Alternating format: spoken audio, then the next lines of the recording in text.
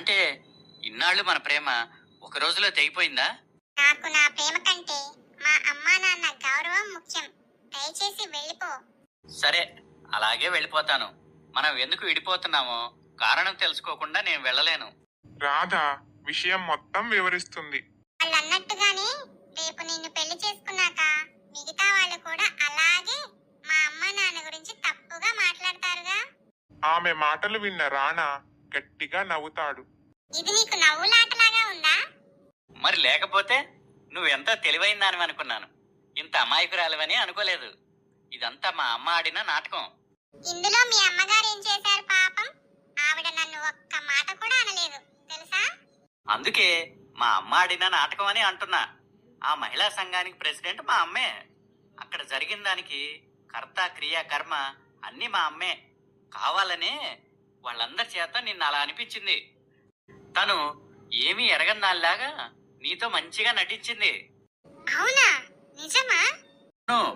ససేమిరా నేను మా అమ్మ మాట వినకపోవడంతో నా దగ్గర మన పెళ్లికి ఒప్పుకున్నట్టు నటించి నీకు నువ్వుగా నన్ను వదిలేసిపోయేలా చేయాలనుకుంది. అందుకే నీ వైపు నుంచి నరుక్కుంటూ వచ్చింది. అనుకున్నట్టుగానే ఆమె ట్రాప్ లో నువ్వు పడిపోయావు. మీ అమ్మ ఇంత ప్లాన్ చేసిందా?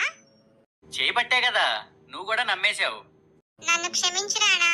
నా అమాయకత్వం వల్ల మనం విడిపోయేవాళ్ళం. త్రుటిలో తప్పిపోయింది. ఏమో మా అమ్మా నాన్నని అలా అనేసరికి ఆపై నేనేమీ ఆలోచించలేకపోయాను. పర్వాలేదు రాదా, నేను అర్థం చేసుకోగలను.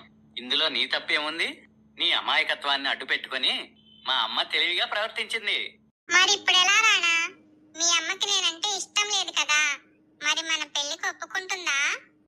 చెప్పి చేసుకుంటే ఒప్పుకోదు, చెప్పకుండా చేసుకుంటే ఏం చేయగలదు? అమ్మో, అలా ఎలా చేసుకుంటాం? పెద్దవాళ్ళు ఎవ్వరూ లేకుండా దొంగతనంగా పెళ్లి చేసుకోవటం నాకు అస్సలు ఇష్టం లేదు. పెద్దవాళ్ళు ఎందుకు లేరు? మా నాన్న ఉన్నాడు కదా. ఆయనకి నువ్వు చాలా బాగా నచ్చావు. రేపు మా నాన్నని తీసుకొని మీ ఇంటికి వస్తాను. ఆయన మీ అమ్మా నాన్నకి అంతా వివరిస్తాడు. ఆ తర్వాత పెద్దల సమక్షంలోనే మనం పెళ్లి చేసుకుందాం. అప్పటికి మా అమ్మకి